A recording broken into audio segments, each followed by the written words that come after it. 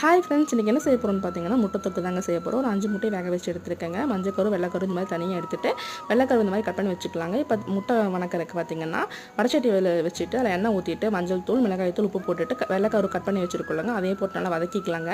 வெள்ளைக்கரு நல்லா வதங்கி எடுத்ததுக்கப்புறம் மஞ்சள் கருவும் போட்டு நல்லா வதக்கி எடுத்து வச்சுக்கலாங்க. இப்போ தாளிக்கருக்கு அதில் இன்னும் கொஞ்சம் எண்ணெய் ஊற்றிட்டு ஒரு பச்சை மிளகா 3 பெரிய வெங்காயத்தை வந்து கட் பண்ணி வச்சுருக்கேங்க.